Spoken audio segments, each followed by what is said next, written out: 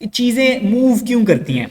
आपने जनाब एक ग्लास ले लिया पानी का और उसके अंदर आपने एक कतरा इंक टपका दी।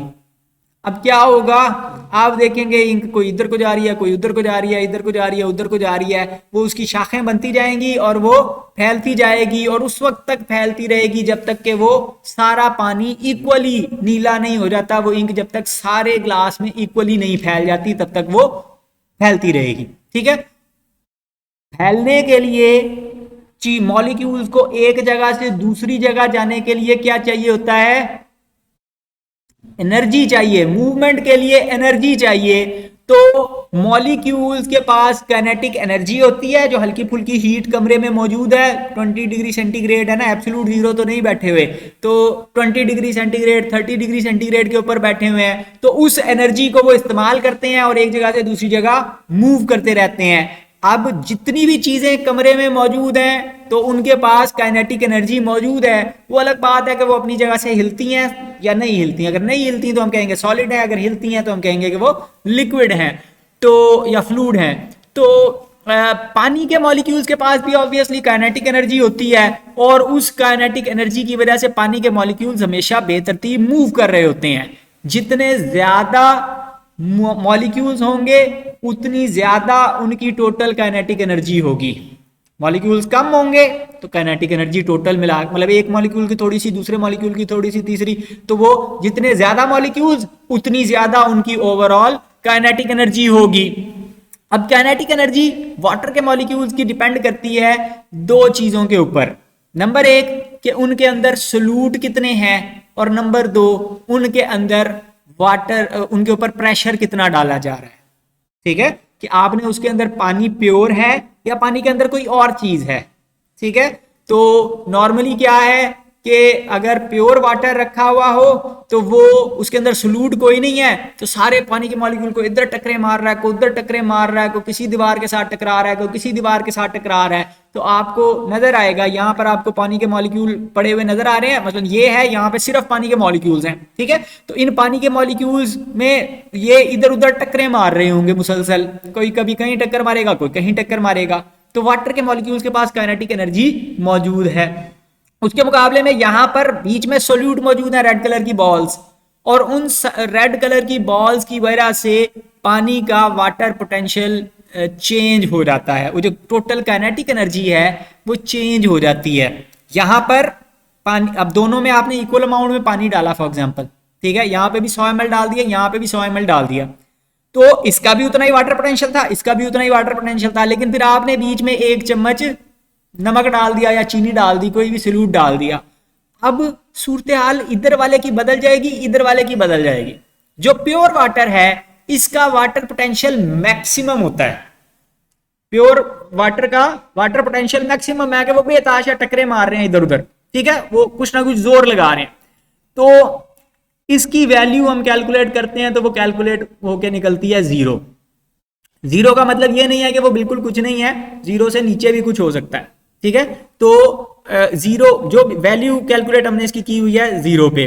ठीक है, अब जब सॉल्यूशन बना देते हैं तो इसका वाटर पोटेंशियल कम हो जाता है, उसका गुस्सा ठंडा पड़ना शुरू हो जाता है। आपने कोई उसके अंदर डाल दिया नमक, उन्होंने देखा वाह नमक, उसके साथ जाके अब उधर इधर उधर टक्करे नहीं मारेंगे, अब नमक के साथ जुड़ना शुरू कर देंगे, उसको घेरा लगा के बैठ जाएंगे, उसको घेरे के बाहर एक और घेरा लगा लेंगे, उसके बाहर एक और घेरा लगा लेंगे। तो इधर उधर टक्करे मारने के बजाय वो उसके साथ एसोसिएट हो जाएंगे। इसी तरह आप उसमें चीनी डाल दें, आप उसमें कोई और चीज डाल दें, तो उसकी वजह से उसका वाटर पोटेंशियल, जो पहले इधर उधर टकरे मारते फिर रहे थे, अब उनका वाटर पोटेंशियल कम हो जाएगा, डिक्रीज हो जाएगा। तो हम कहेंगे कि जी वाटर पोटेंशियल अब नेगेटिव हो गया है। वाटर पोटेंशियल को हम रिप्रेजेंट करते हैं साई, ग्रीक लेटर है साई, उससे रिप्रेजेंट करते हैं। तो पानी का वाटर पोटेंशियल साई डब्ल्यू से रिप्रेजेंट किया जाता है। सॉल्यूट का पोटेंशियल सॉल्यूट साई एस से रिप्रेजेंट करते हैं, और प्रेशर की वजह से जो वाटर पोटेंशियल बन रहा है उसको साई पी हम कहते हैं।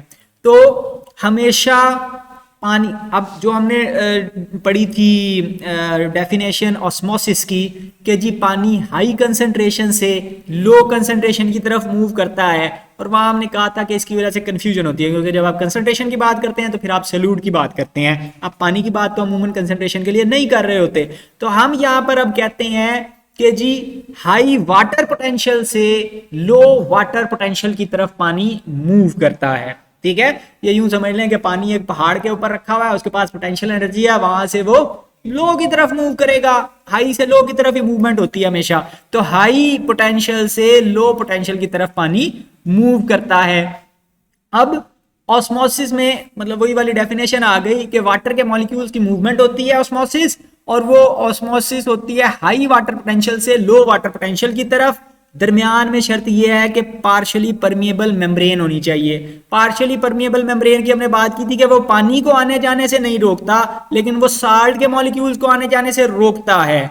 अब यहाँ पर दो क्लासरूम्स हैं, एक क्लासरूम में सिर्फ पानी है, दूसरे क्लासरूम में पानी भी है और साथ साल्ट भी पड़े हुए हैं। तो वो देखते हैं यार वो कितने खुशकिस्मत हैं कि उनके पास ओए सल्यूट हो। ठीक है, तो फिर क्या होता है, अगर आप हाजिरी ना लगाएं तो क्या होगा कि कुछ दिन एक दो निकलेंगे, उस क्लास में जाके बैठ जाएंगे, फिर थोड़े से और निकलेंगे, मतलब आप पार्शियली परमिएबल दीवार बना दें तो यहां से निकलेंगे, उधर जाके बैठना शुरू हो जाएंगे जहां पर वो खूबसूरत सा सल्यूट वहां पर पड़ा हुआ है। ठीक है, तो पानी मूव करता है, जिस तरफ पानी ज्यादा है, वो तो उधर दीवारों में टकरे मारते फिर रहे थे, तो वहां से वो सल्यूट की तरफ चले जाते हैं और सल्यूट का लेवल ऊंचा हो जाएगा, यहाँ पे पानी ज्यादा हो जाएगा।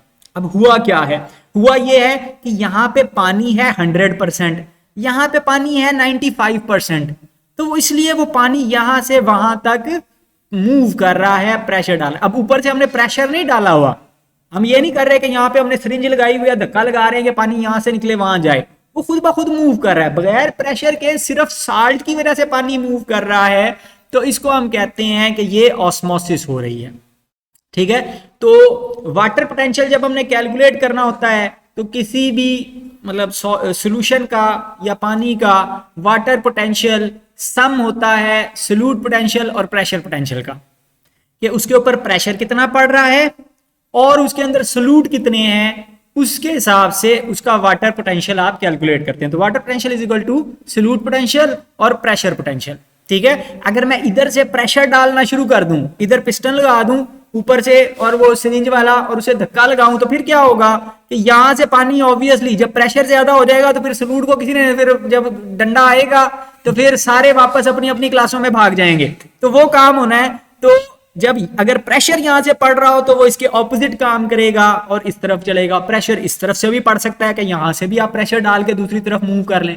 तो प्रेशर अपनी जगह एक ताकत है और सॉल्यूट की मौजूदगी अपनी जगह एक ताकत है, दोनों में से जो ज्यादा होगी वो विन कर रही होगी। ऑस्मोटिक या सॉल्यूट पोटेंशियल हम कहते हैं कि वाटर पोटेंशियल में सॉल्यूट ऐड करने की वजह से जो तब्दीली आती है वो सॉल्यूट पोटेंशियल कहलाता है। ठीक है, तो सॉल्यूट के मॉलिक्यूल कम हो गए यहाँ पर, तो यहाँ का ओवरऑल पोटेंशियल कम हो जाएगा।